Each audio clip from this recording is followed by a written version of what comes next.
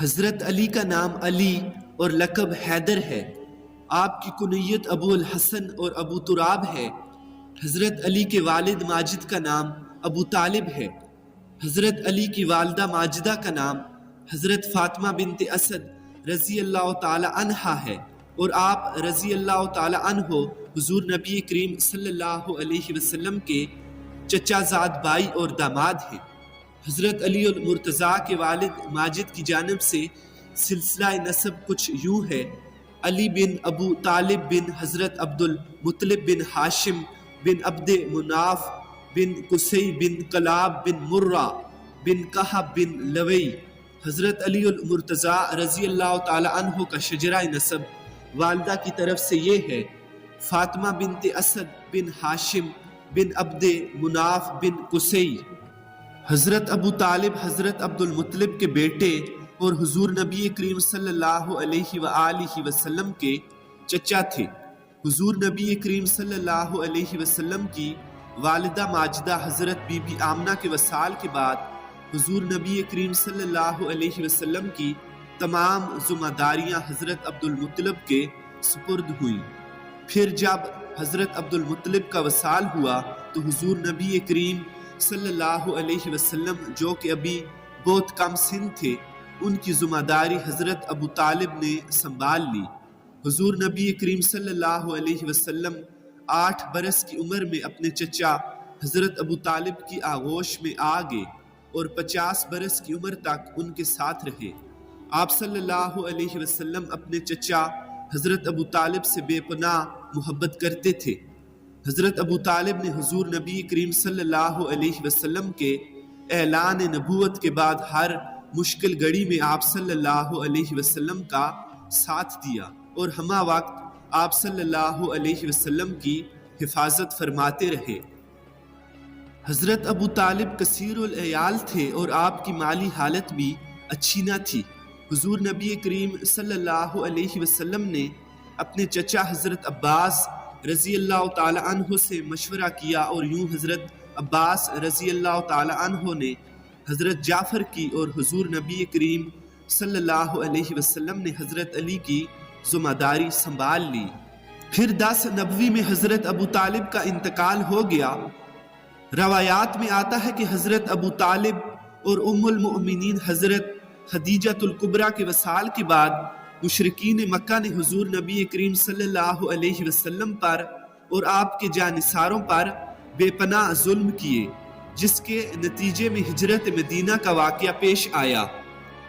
حضرت علی المرتضیٰ کی والدہ ماجدہ حضرت فاطمہ بنت اسد حضرت عبد المطلب کی بھتیجی تھی۔ آپ رضی اللہ تعالی عنہ کا نکاح حضرت ابو طالب سے ہوا۔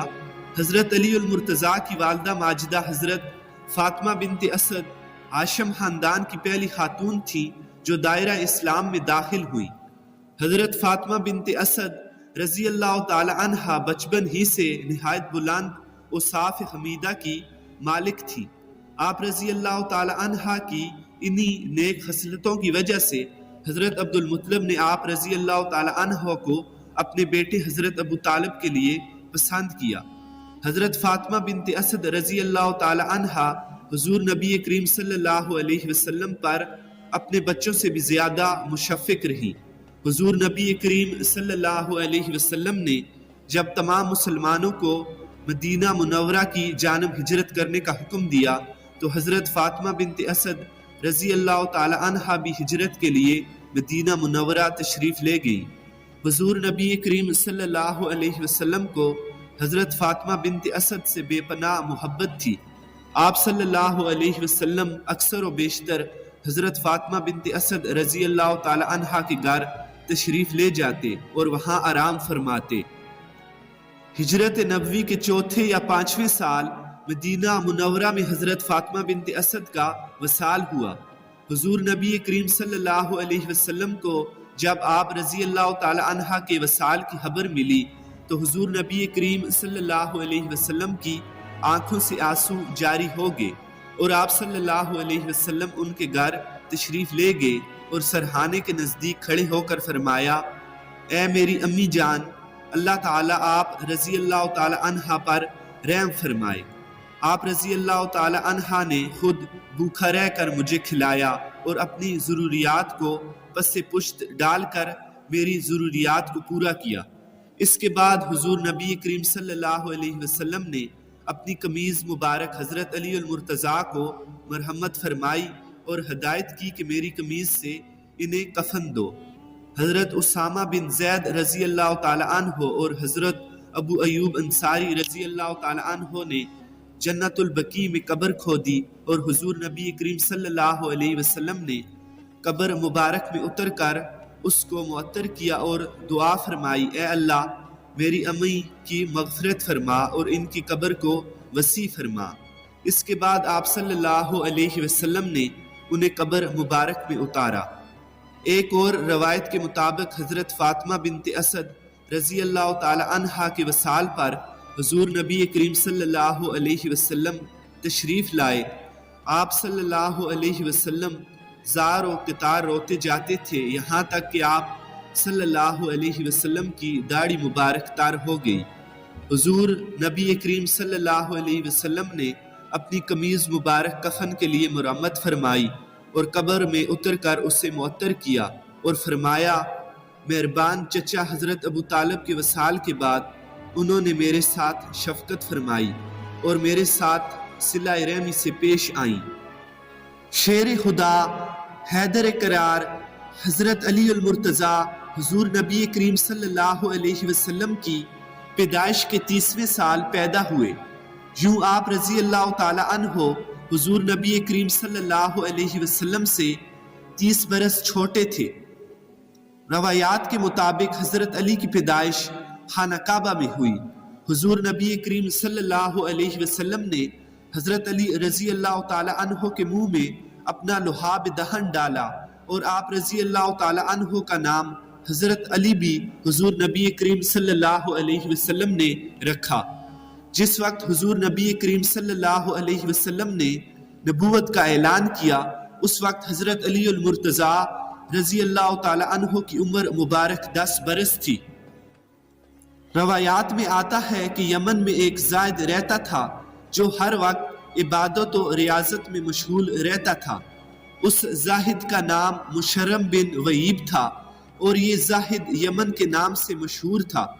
اس کی عمر 190 سال تھی اور یہ اکثر اوقات یہ دعا کیا کرتا تھا، الہی اپنے حرم سے کسی بزرگ کو بھیج تاکہ میں اس کی زیارت سے مشرف ہو سکوں۔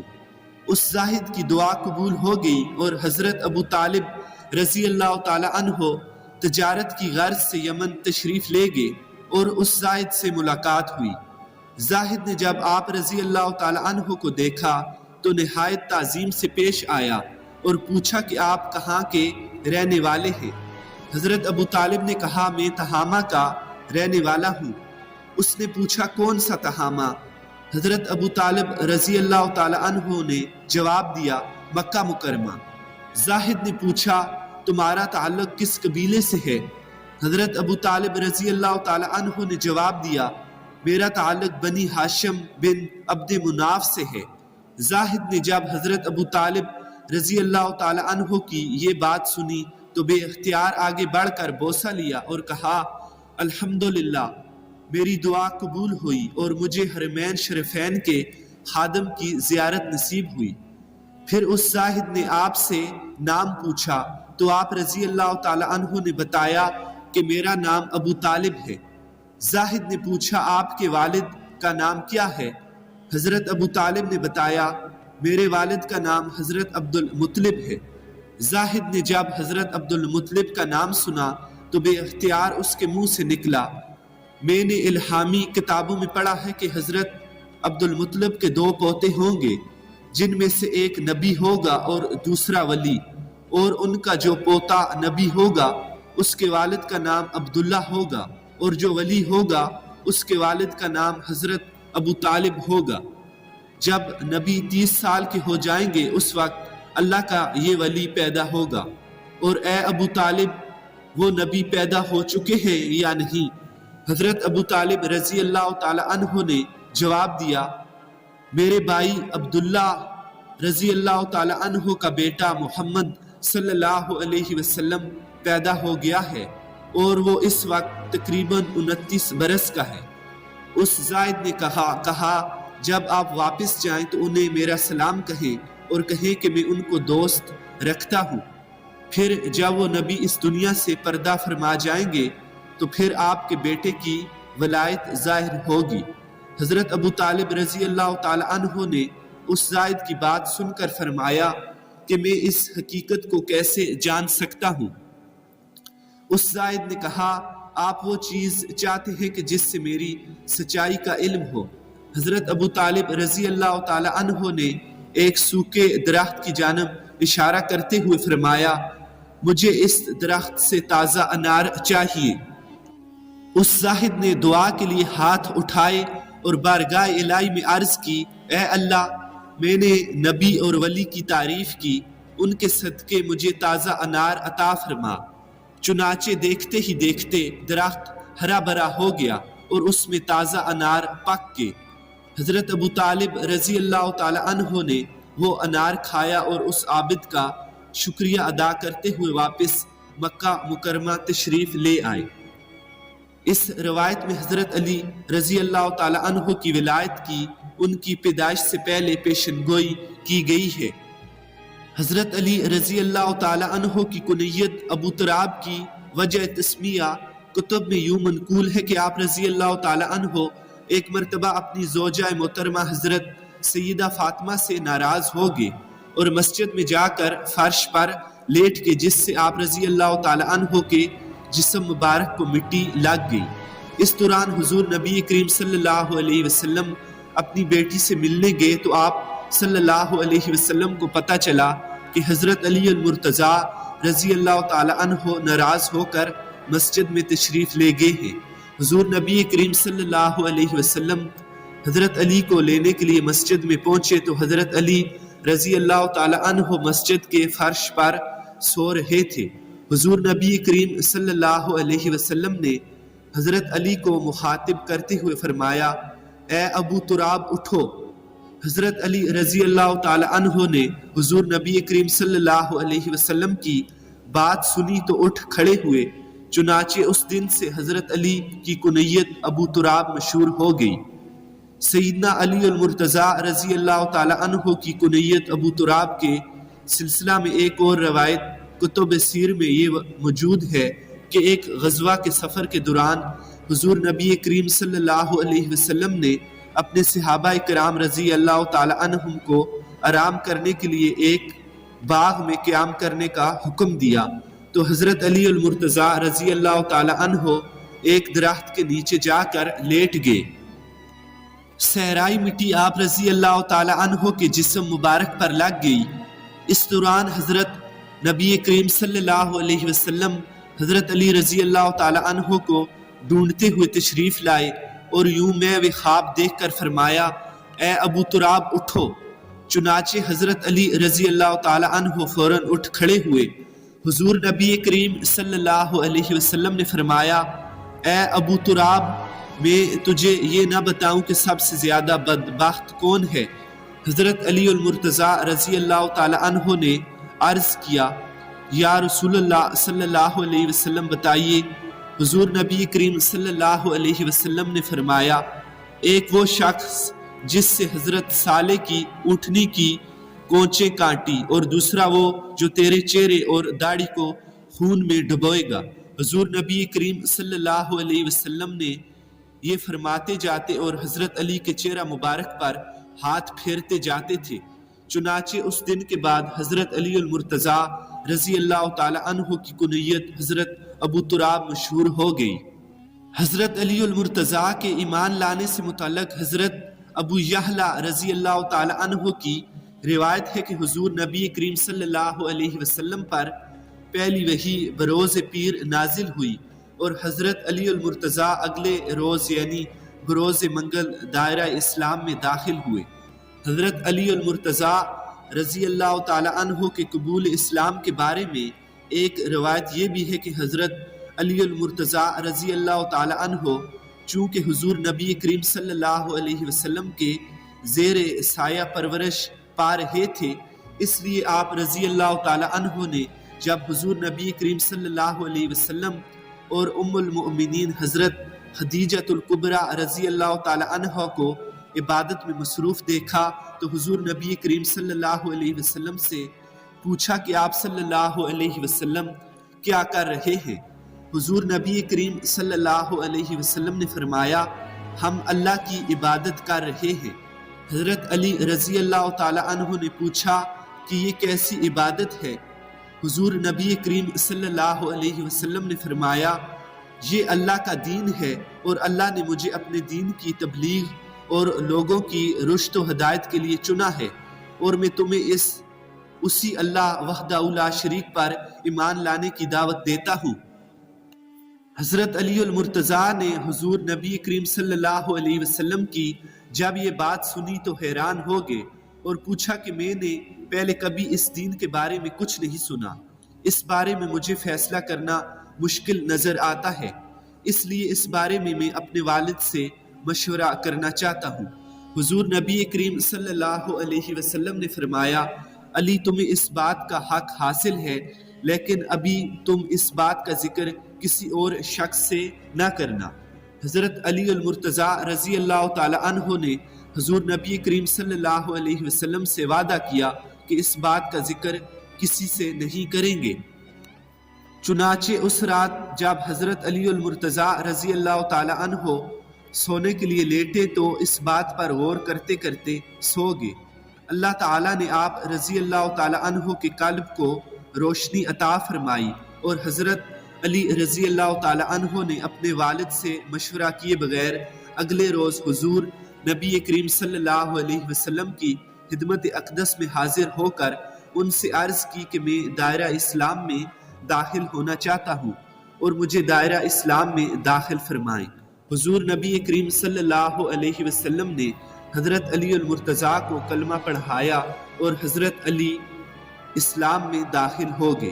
حضرت علی رضی اللہ تعالی عنہ کے قبول اسلام کے بارے میں ایک اور روایت یہ بھی ہے کہ حضرت علی رضی اللہ تعالی عنہ نے حضور نبی کریم صلی اللہ علیہ وسلم کو یہ کہا کہ میں اپنے والد سے مشورہ کرنے کے بعد جواب دوں گا، اور آپ اپنے والد کے پاس جانے کے لیے تشریف لے گئے تو راستے میں خیال آیا کہ والد نے یہ نصیحت کی تھی کہ تمہیں محمد صلی اللہ علیہ وسلم کسی بھی بات کی دعوت دیں تو اسے ضرور قبول کر لینا اور ان کی نفی نہ کرنا۔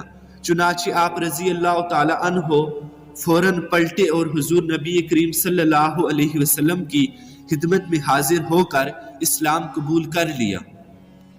تاریخ کی کتب میں منقول ہے کہ حضور نبی کریم صلی اللہ علیہ وسلم ابتداء اسلام میں عبادت کے لیے مکہ کے نواح میں واقع ایک آبادی میں عبادت کی غرض سے تشریف لے جاتے۔ اس دوران حضرت علی المرتضیٰ رضی اللہ تعالی عنہ بھی آپ صلی اللہ علیہ وسلم کے ہمراہ ہوتے تھے۔ ایک دن حضور نبی کریم صلی اللہ علیہ وسلم اور حضرت علی المرتضیٰ عبادت میں مصروف تھے کہ حضرت ابو طالب حضرت علی المرتضیٰ کو تلاش کرتے ہوئے ادھر آ نکلے۔ حضرت ابو طالب نے جب اپنے بھتیجے اور اپنے بیٹے کو اس طرح عبادت میں مصروف دیکھا تو حیران ہو گئے کہ یہ کس طرح عبادت کر رہے ہیں۔ انہوں نے حضور نبی کریم صلی اللہ علیہ وسلم سے پوچھا پیارے بھتیجے یہ کیا کر رہے ہو؟ حضور نبی کریم صلی اللہ علیہ وسلم نے فرمایا چچا جان یہ میرے باپ ابراہیم علیہ السلام کا دین ہے اور اللہ تعالیٰ نے مجھے رسول بنا کر بھیجا ہے۔ میرے چچا آپ اس بات کے زیادہ حقدار ہیں کہ میں آپ کو اس دین کی دعوت دوں اور اس دعوت کو قبول کرنا آپ کا حق ہے۔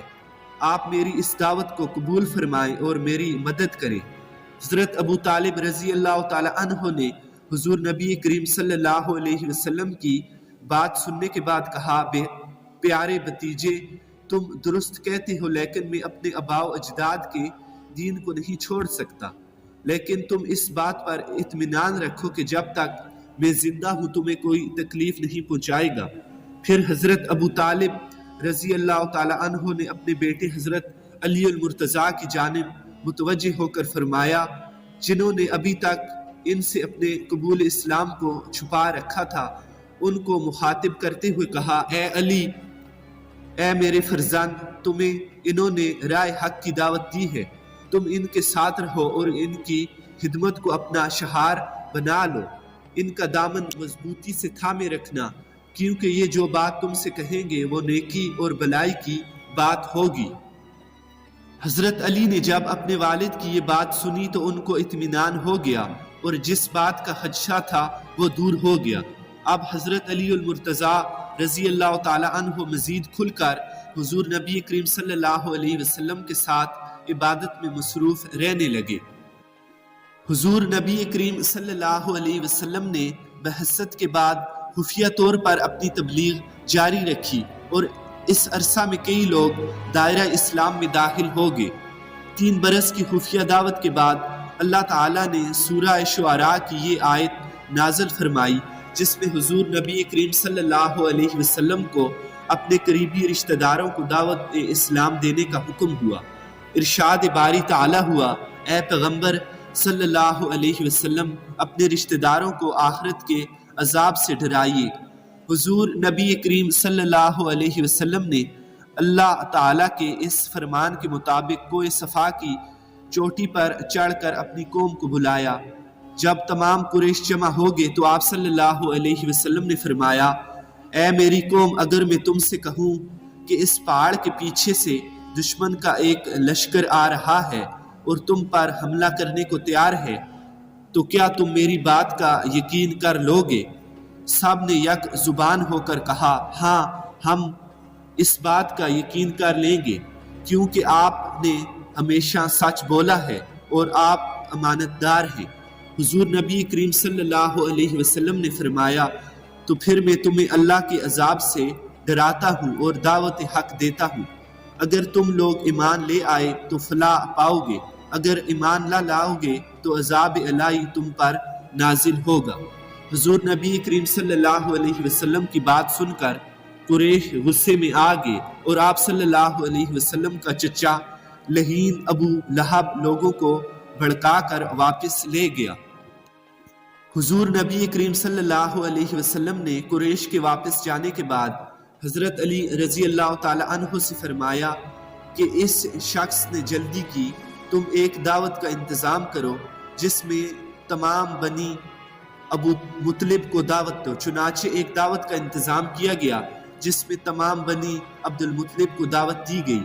اس دعوت میں حضرت عبد المطلب کے تمام بیٹے، حضرت امیر حمزہ، حضرت عباس، حضرت ابو طالب اور حضرت لعین ابو لہب وغیرہ نے شرکت کی۔ حضور نبی کریم صلی اللہ علیہ وسلم نے دعوت کے اختتام پر ان حضرات کو مخاطب کرتے ہوئے فرمایا، اے بنی عبد المطلب، آج تک اہل عرب میں کوئی ایسا شخص نہیں آیا جو مجھ سے بہتر پیغام دے۔ میں تمہیں اس پروردگار کی قسم کھا کر کہتا ہوں کہ اس کے سوا کوئی عبادت کے لائق نہیں، اور اس نے مجھے نبی برحق بنا کر بھیجا ہے۔ ایک روز ہم سب نے مرنا ہے اور مرنے کے بعد زندہ ہونا ہے۔ اس وقت اعمال کا حساب لیا جائے گا اور نیکی کا بدلہ نیکی اور بدی کا بدلہ عذاب ہے۔ اے عبد المطلب کے بیٹو، تم جانتے ہو کہ میں کمزور ہوں اور مجھے تمہارے تعاون کی ضرورت ہے، پس جو میری مدد کے لیے کھڑا ہوگا وہ میری بھلائی کا حقدار ہوگا۔ اب تم میں سے کون ہے جو میری اس دعوت کو قبول کرے؟ حضور نبی کریم صلی اللہ علیہ وسلم کی اس دعوت کو سن کر حضرت عبد المطلب کے بیٹوں نے منہ پھیر لیا۔ حضرت علی المرتضیٰ رضی اللہ تعالی عنہ کھڑے ہوئے اور بلا خوف و خطر یہ فرمایا، یا رسول اللہ صلی اللہ علیہ وسلم، بے شک میں عمر میں اس وقت سب سے چھوٹا ہوں، کمزور ہوں، لیکن میں آپ صلی اللہ علیہ وسلم کی مدد ضرور کروں گا، اور جو بھی آپ صلی اللہ علیہ وسلم سے جنگ کرے گا میں اس سے جنگ کروں گا اور اس کی ہڈیاں توڑ دوں گا۔ حضرت علی المرتضیٰ رضی اللہ تعالی عنہ کی اس بات کے جواب میں حضور نبی کریم صلی اللہ علیہ وسلم نے فرمایا، اے علی، تو میرا بھائی ہے۔ حضرت علی رضی اللہ تعالی عنہ کی کم سنی اور ان کی جسمانی کمزوری کا ابو لہب نے مذاق اڑانا شروع کیا، لیکن وہ بدبخت حضرت علی المرتضیٰ کی قوت روحانی کا ادراک کرنے سے قاصر تھا۔ اعلان نبوت کے چوتھے سال حضور نبی کریم صلی اللہ علیہ وسلم نے سورہ ہجر کے نازل ہونے کے بعد الاعلان تبلیغ اسلام شروع کی تو مشرکین مکہ نے آپ صلی اللہ علیہ وسلم پر ظلم و ستم کا بازار گرم کر دیا۔ مسلمانوں کو ظلم و ستم کا نشانہ بنانے والوں میں ابو لہب اور ابو جہل سر فہرست تھے، جن کی اسلام دشمنی کی بدولت حضور نبی کریم صلی اللہ علیہ وسلم اور ان کے صحابہ کرام رضی اللہ تعالی عنہم کو طرح طرح کی اذیتیں برداشت کرنے پر مجبور کیا گیا۔ حضرت علی المرتضیٰ رضی اللہ تعالی عنہ نے حضور نبی کریم صلی اللہ علیہ وسلم سے کیے گئے وعدے کو پورا کیا اور ہر مشکل گھڑی میں آپ صلی اللہ علیہ وسلم کے قدم با قدم رہے اور مشرکین مکہ کے مظالم کو برداشت کرتے رہے۔ مکہ مکرمہ میں مشرکین مکہ کے مظالم جب حد سے بڑھ گئے تو حضور نبی کریم صلی اللہ علیہ وسلم اس دوران اسلام اور مسلمانوں کے لیے مدینہ منورہ کی شکل میں ایک پناہ گاہ تیار کر چکے تھے۔ حضور نبی کریم صلی اللہ علیہ وسلم نے اللہ تعالیٰ کے حکم سے صحابہ کرام کو دعوت عام دی کہ وہ مدینہ منورہ کی جانب ہجرت کر جائیں۔ اس طرح یکے بعد دیگر کئی صحابہ کرام مدینہ منورہ تشریف لے گئے۔ حضور نبی کریم صلی اللہ علیہ وسلم، حضرت ابو بکر صدیق رضی اللہ تعالی عنہ اور حضرت علی المرتضیٰ رضی اللہ تعالی عنہ ابھی تک مدینہ کی طرف ہجرت نہیں کی تھی۔ مشرکین مکہ نے جب دیکھا کہ حضور نبی کریم صلی اللہ علیہ وسلم نے مسلمانوں کے لیے ایک محفوظ اماجگاہ مدینہ کی صورت میں ڈھونڈ لی ہے تو تمام سرداروں کو اکٹھا کیا، جس میں یہ طے کیا گیا کہ تمام قبائل کا ایک ایک شخص حضور نبی کریم صلی اللہ علیہ وسلم کے گھر کے باہر اکٹھا ہوگا اور یک بارگی سے ان پر حملہ کرے گا اور انہیں نعوذ باللہ قتل کر دے گا۔ حضور نبی کریم صلی اللہ علیہ وسلم کو بازریہ وحی مشرکین مکہ کے ناپاک ارادوں کی خبر ہو گئی۔ آپ صلی اللہ علیہ وسلم نے حضرت علی رضی اللہ تعالی عنہ کو اپنے بستر پر لٹایا اور انہیں حکم دیا کہ وہ صبح ہوتے ہی لوگوں کو وہ امانتیں جو حضور صلی اللہ علیہ وسلم کے پاس موجود تھی وہ متعلقہ لوگوں کو واپس کرنے کے بعد مدینہ منورہ پہنچ آئیں۔ حضور نبی کریم صلی اللہ علیہ وسلم حضرت علی رضی اللہ تعالی عنہ کو اپنے بستر پر لٹانے کے بعد حضرت ابو بکر کے گھر پہنچے، جہاں سے حضور نبی کریم صلی اللہ علیہ وسلم کا سفر ہجرت شروع ہوا۔ روایات میں آتا ہے کہ حضور نبی کریم صلی اللہ علیہ وسلم نے حضرت علی سے فرمایا، اے علی، میں تجھے حکم دیتا ہوں کہ یہ امانتیں واپس کر کے تم بھی مدینہ تشریف لے آنا۔ میرے پاس لوگوں کی جو امانتیں ہیں وہ تمہارے سپرد کرتا ہوں، جو تم ان امانتوں کو ان کے مالکوں تک پہنچا دینا۔ مشرکین مکہ نے میرے قتل کی منصوبہ بندی کی ہے اور وہ مجھے آج رات قتل کرنے کا ناپاک ارادہ رکھتے ہیں۔ تم میری یہ چادر اوڑھ لو اور میرے بستر پر لیٹ جاؤ۔ حضرت علی رضی اللہ تعالی عنہ نے حضور نبی کریم صلی اللہ علیہ وسلم کے فرمان کے مطابق ہی کیا اور آپ صلی اللہ علیہ وسلم کے بستر پر لیٹ گئے اور چادر اوڑھ لی۔ مشرکین مکہ نے رات پر حضور نبی کریم صلی اللہ علیہ وسلم کے گھر کا محاصرہ کیا، لیکن صبح ہونے پر انہیں معلوم ہوا کہ وہ جس مقصد کے لیے یہاں آئے تھے وہ تو ناپاک ہو چکا اور وہ ناکام ہو چکے، اور حضور نبی کریم صلی اللہ علیہ وسلم مکہ مکرمہ سے باہر نکل چکے ہیں۔ ایک اور روایت میں یہ بھی آیا ہے کہ حضور نبی کریم صلی اللہ علیہ وسلم نے حضرت علی رضی اللہ تعالی عنہ کو اپنے بستر پر لٹایا اور خود سورہ یاسین کی تلاوت کرتے ہوئے گھر سے باہر تشریف لائے اور مٹھی بھر مٹی لے کر ان کفار کے منہ پر ماری، جس سے ان کی آنکھیں اندھی ہو گئیں اور وہ حضور نبی کریم صلی اللہ علیہ وسلم کو نہ دیکھ پائے، اور حضور نبی کریم صلی اللہ علیہ وسلم بآسانی نکلنے میں کامیاب ہو گئے۔ مشرکین مکہ حضور نبی کریم صلی اللہ علیہ وسلم کا انتظار کرتے رہے، یہاں تک کہ ایک شخص نے ان کو آ کر اطلاع دی کہ تم جن کا انتظار کر رہے ہو وہ مکہ مکرمہ سے جا چکے ہیں۔ مشرکین کی اس جماعت میں سے ایک شخص نے غار کے اندر جا کر دیکھا تو حضور نبی کریم صلی اللہ علیہ وسلم کے بستر پر کسی اور کو سوتے ہوئے پایا۔ جب انہوں نے اندر داخل ہو کر سوئے ہوئے کے اوپر سے چادر اتاری تو حضرت علی المرتضیٰ کو دیکھ کر پریشان ہو گئے۔ انہوں نے پوچھا کہ حضور نبی کریم صلی اللہ علیہ وسلم کہاں ہیں؟ حضرت علی نے انہیں جواب دیا، میں یہاں لوگوں کی امانتیں واپس کرنے کے لیے موجود ہوں، نہ کہ تمہاری طرح حضور نبی کریم صلی اللہ علیہ وسلم کی نگرانی پر۔ حضور نبی کریم صلی اللہ علیہ وسلم کی نگرانی تم کر رہے تھے، اس لیے تمہیں معلوم ہونا چاہیے کہ وہ کہاں ہے۔ مشرکین مکہ نے جب حضرت علی رضی اللہ تعالی عنہ کا جواب سنا تو شرمندہ ہو کر واپس چلے گئے۔ حضرت علی المرتضیٰ نے حضور نبی کریم صلی اللہ علیہ وسلم کے فرمان کے مطابق صبح ہوتے ہی لوگوں کی امانتیں واپس کی اور مکہ مکرمہ سے مدینہ کی جانب سفر ہجرت شروع کر دیا۔ حضرت علی المرتضیٰ رضی اللہ تعالی عنہ مدینہ کے نواح میں واقع ایک قصبے قباء میں حضور صلی اللہ علیہ وسلم اور حضرت ابو بکر سے جا ملے۔ یہاں حضرت نبی کریم صلی اللہ علیہ وسلم ایک مسجد کی بنیاد رکھ رہے تھے، جس کی تعمیر میں حضرت علی المرتضیٰ رضی اللہ تعالی عنہ نے بھی حضور نبی کریم صلی اللہ علیہ وسلم کے شانہ بشانہ حصہ لیا۔ حضرت عبداللہ بن عمر سے مروی ہے کہ فرماتے ہیں حضور نبی کریم صلی اللہ علیہ وسلم انصار اور مہاجرین کے درمیان اخوت کا رشتہ قائم کیا تو حضرت علی رضی اللہ تعالی عنہ نے حضور نبی کریم صلی اللہ علیہ وسلم کی بارگاہ میں عرض کیا، یا رسول اللہ صلی اللہ علیہ وسلم، آپ صلی اللہ علیہ وسلم نے تمام صحابہ کرام کے درمیان اخوت کا رشتہ قائم کیا، لیکن میرے ساتھ ایسا کچھ نہیں کیا۔ حضور نبی کریم صلی اللہ علیہ وسلم نے فرمایا، اے علی، تم دنیا اور آخرت میں میرے بھائی ہو۔ حضرت عبداللہ بن محمد بن عمر بن علی سے مروی ہے، فرماتے ہیں جب حضور نبی کریم صلی اللہ علیہ وسلم نے صحابہ کرام کے مابین اخوت کا رشتہ قائم کیا تو حضرت علی کے شانے پر ہاتھ رکھتے ہوئے فرمایا، تم دنیا اور آخرت میں میرے بھائی ہو۔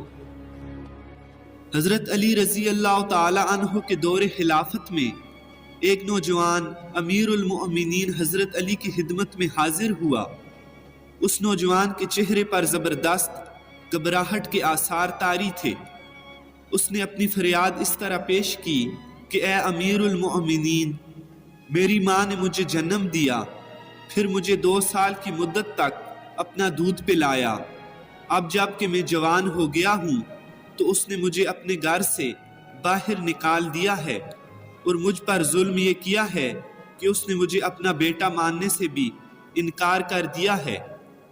اب وہ کہتی ہے کہ میں تجھے نہیں پہچانتی کہ تو کون ہے۔ حضرت علی نے اس نوجوان سے پوچھا کہ تمہاری ماں کہاں رہتی ہے؟ اس نے جواب دیا کہ میری ماں فلاں قبیلے کے فلاں گھر میں رہتی ہے۔ حضرت علی نے کسی کو بھیج کر اس نوجوان کی ماں کو طلب فرمایا۔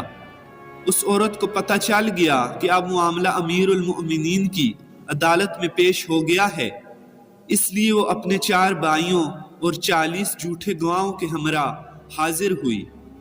وہ گواہوں کو اور اپنے بھائیوں کو اس لیے ساتھ لائی تاکہ وہ اس کے حق میں جھوٹی گواہی دے سکے۔ یہ نوجوان جھوٹ سے کام لے رہا ہے اور غلط بیانی کر رہا ہے۔ حضرت علی نے اس عورت کے سامنے نوجوان سے پوچھا کہ اب بتاؤ تم کیا کہنا چاہتے ہو؟ نوجوان نے اپنی فریاد دوبارہ پیش کی۔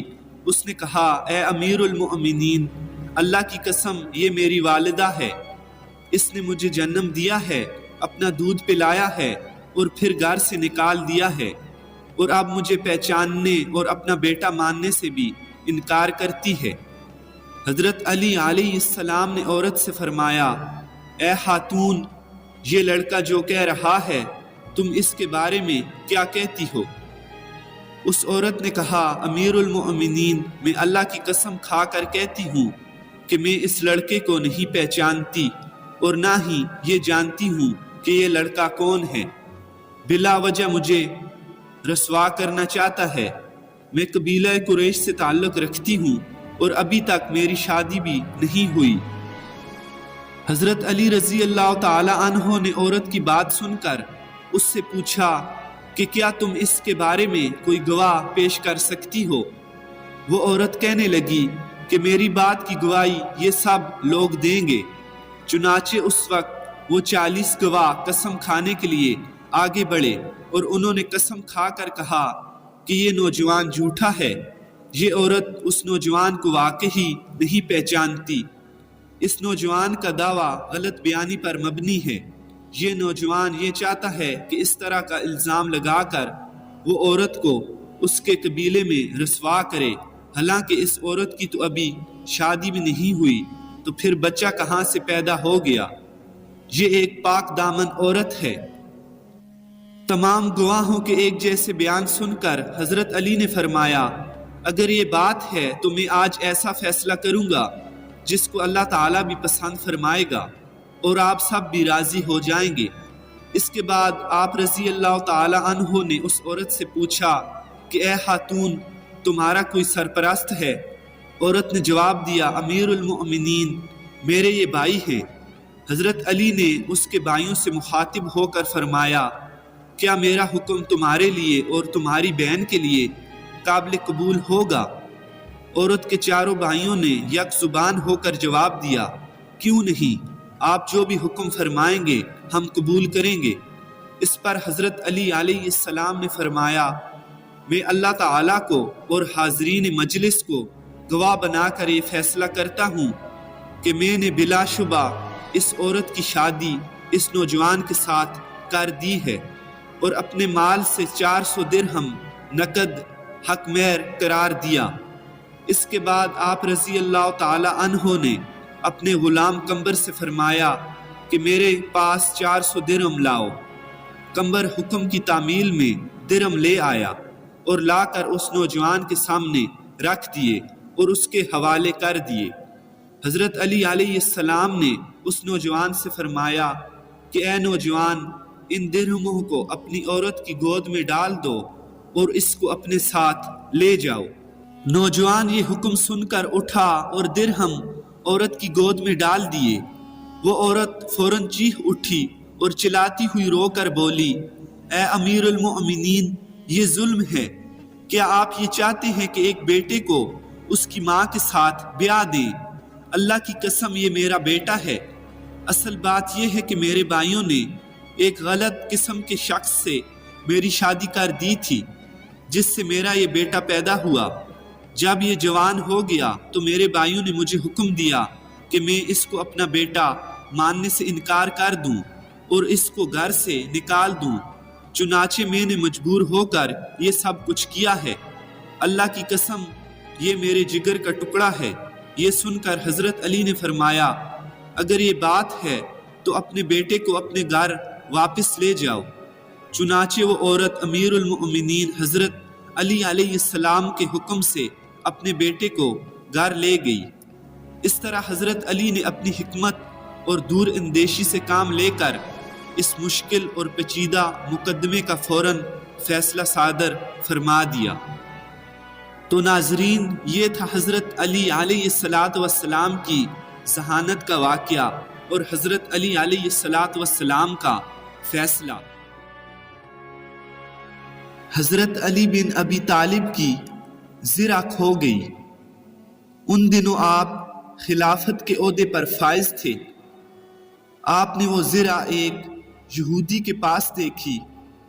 آپ نے یہودی سے فرمایا، اے یہودی، یہ زرہ جو تمہارے پاس ہے میری ہے، فلاں روز مجھ سے کھو گئی تھی۔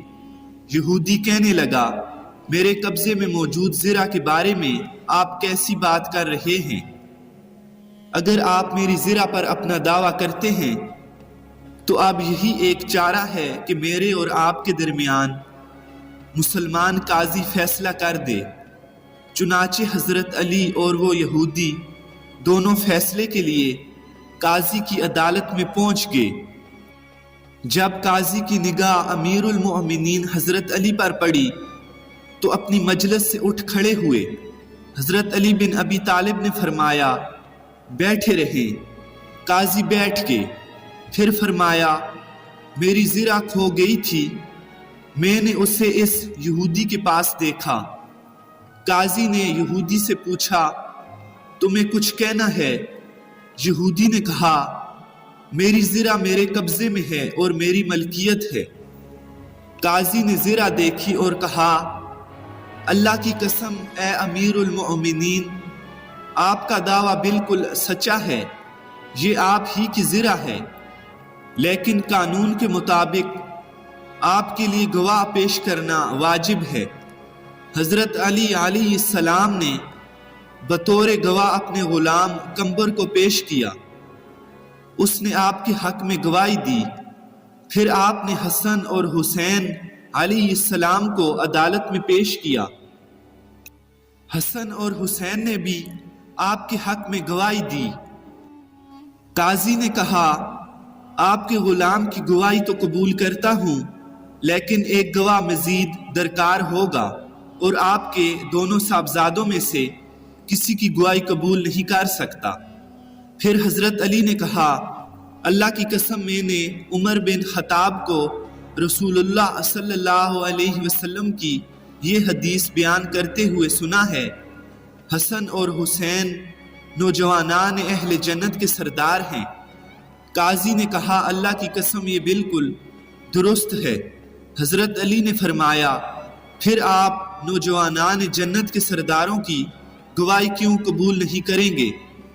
قاضی نے کہا، یہ دونوں آپ کے صاحبزادے ہیں، باپ کے حق میں بیٹے کی گواہی قبول نہیں۔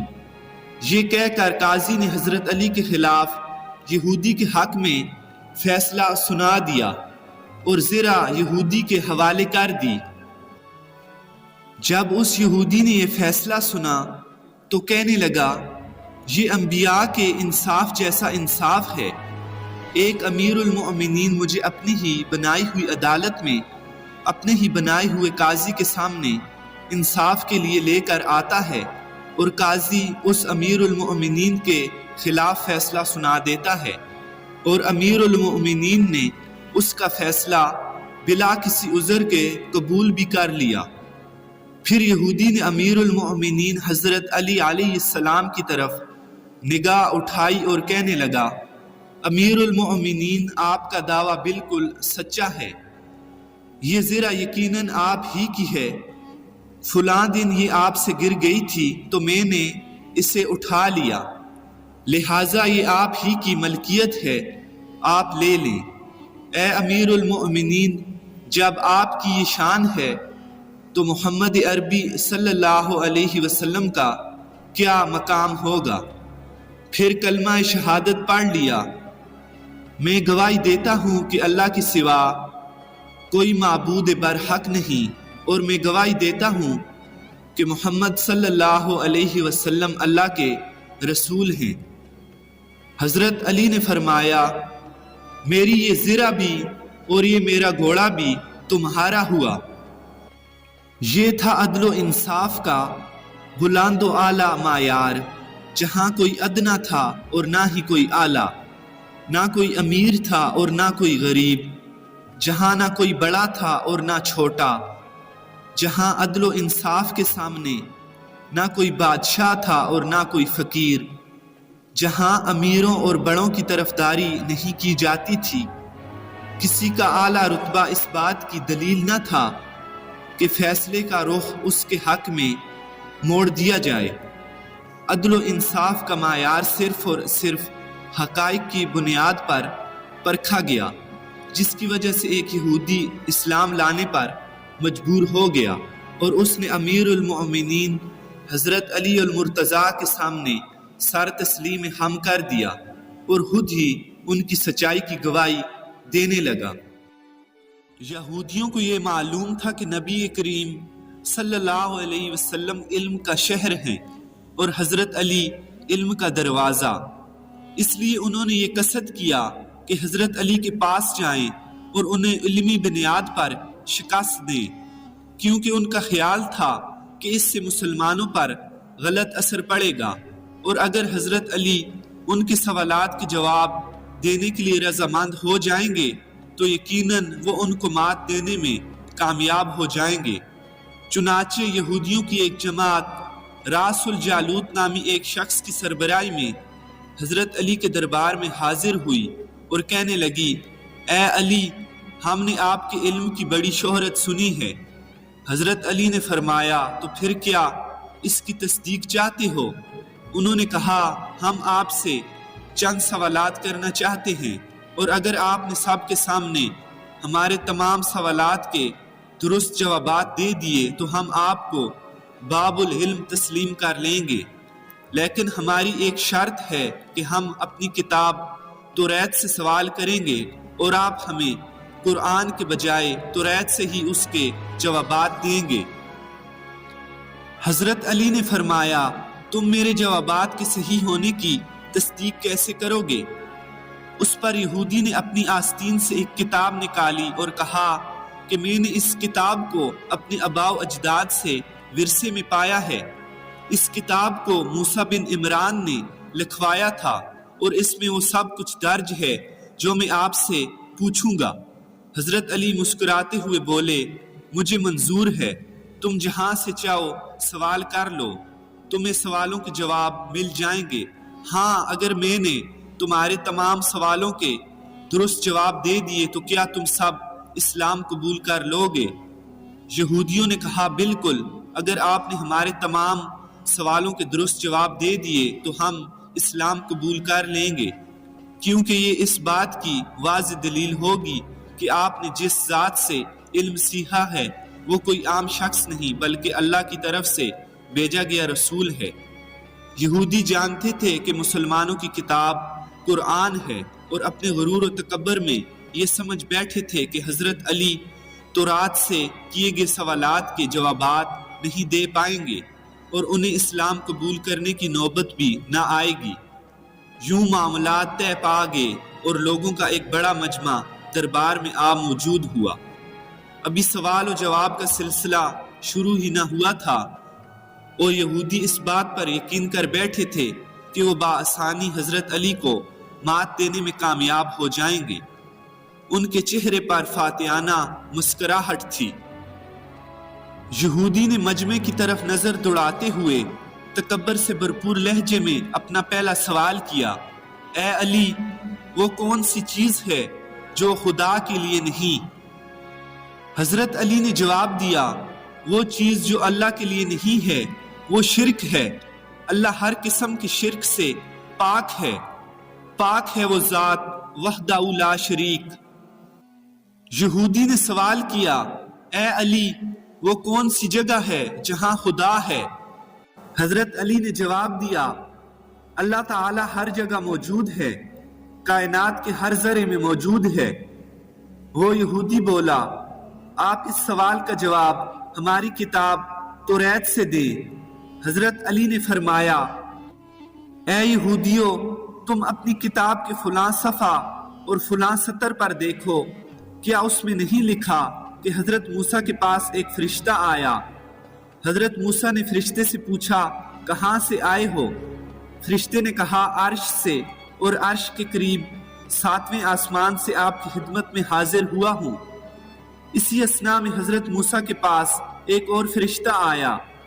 حضرت موسیٰ نے فرشتے سے پوچھا، کہاں سے آئے ہو؟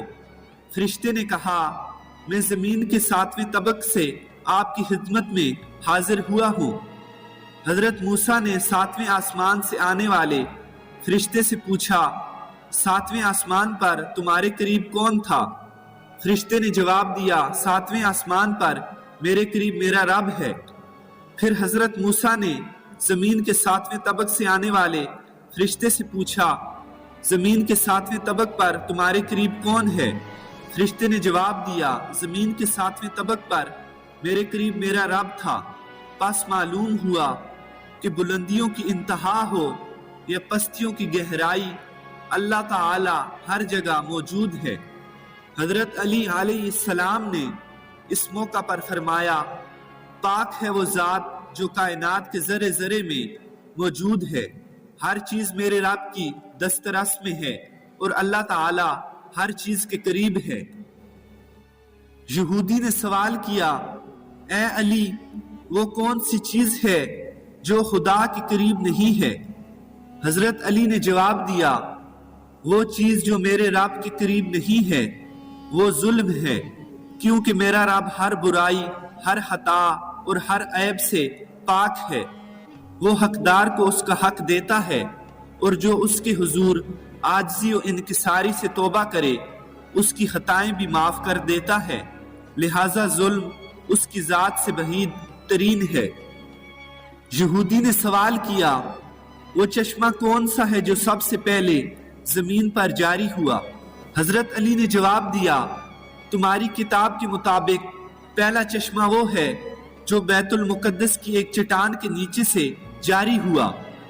یہودی نے حیرانگی سے بے ساختہ جواب دیا، ہاں، لیکن حضرت علی نے فرمایا، تم اپنی اصلاح کر لو، پہلا چشمہ وہ نہیں جس کے متعلق تم لوگ جانتے ہو، بلکہ پہلا چشمہ تو وہ ہے جس سے حضرت خضر نے پانی پیا اور جس میں آب حیات جاری ہے اور جس میں گر کر مچھلی زندہ ہو گئی تھی۔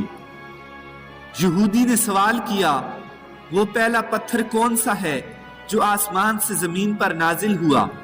حضرت علی نے جواب دیا، تمہارے عقیدے کے مطابق بیت المقدس میں نصب پتھر وہ پہلا پتھر ہے جو آسمان سے زمین پر نازل ہوا۔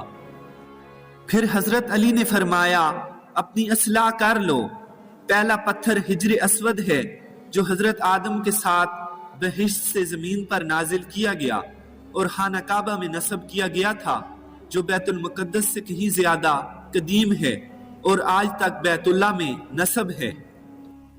یہودی نے سوال کیا، وہ کون سا درخت ہے جو زمین پر سب سے پہلے پیدا ہوا؟ حضرت علی نے فرمایا، اپنی اصلاح کر لو، پہلا درخت جو زمین پر پیدا ہوا اجوا کھجور کا درخت ہے جس کو حضرت آدم بہشت سے اپنے ساتھ لائے تھے۔ یہودی نے سوال کیا، وہ کون سی چیز ہے جو مسلسل کم اور زیادہ ہوتی رہتی ہے؟ حضرت علی نے جواب دیا، وہ چیز جو مسلسل کم اور زیادہ ہوتی رہتی ہے وہ دن اور رات ہیں، کوئی دن اگلے دن کے برابر نہیں ہوتا، اس طرح گزشتہ رات آئندہ آنے والی رات سے چھوٹی بڑی ہوتی رہتی ہے۔ یہودی نے سوال کیا، وہ کون سی چیز ہے جو بے جان ہے مگر سانس لیتی ہے؟ حضرت علی نے جواب دیا، وہ بے جان چیز جو سانس لیتی ہے صبح ہے، صبح جب نکلتی ہے تو وہ سانس لیتی ہے، جبکہ نہ وہ روح رکھتی ہے اور نہ ہی جاندار ہے۔ یہودی نے سوال کیا، زمین کا وہ کون سا مقام ہے جہاں پر سورج کی کرن ایک مرتبہ پڑی مگر اس کے بعد پھر کبھی روشنی کی کوئی کرن زمین کے اس مقام پر نہ پڑی؟ حضرت علی نے جواب دیا، زمین کا وہ مقام جہاں پر سورج کی کرن ایک مرتبہ پڑی پھر کبھی نہ پڑی، سمندر کا وہ مقام ہے جو اللہ تعالیٰ کے حکم سے 2 حصوں میں تقسیم ہو گیا تھا، جہاں سے حضرت موسیٰ اور ان کی قوم گزری تھی، اور ان کے گزرتے وقت ہی سورج کی کرنیں وہاں پر پڑی تھی، اور ان کے گزرنے کے بعد سمندر پھر برابر ہو گیا، پھر اس کے بعد سورج کی کرنیں اس جگہ پر کبھی نہ پڑی۔ یہودی نے سوال کیا، وہ کون سی 2 چیزیں ہیں جو ہمیشہ حاضر رہتی ہیں اور کون سی 2 چیزیں ہیں جو ہمیشہ غائب رہتی ہیں؟ حضرت علی نے جواب دیا، وہ 2 چیزیں جو ہمیشہ حاضر رہتی ہیں آسمان اور زمین ہیں، وہ کبھی بھی غائب نہیں ہوتی اور ہمیشہ حاضر رہتے ہیں، اور وہ 2 چیزیں جو ہمیشہ غائب رہتی ہیں موت اور زندگی ہیں، جن کے بارے میں کبھی پتہ نہیں چلتا کہ وہ کہاں ہیں اور کب آ جاتی ہیں۔ یہودی نے سوال کیا، وہ کون سی چیز ہے جس کا خالق خود اللہ ہے لیکن اللہ اس کے بارے میں خود سوال کرتا ہے؟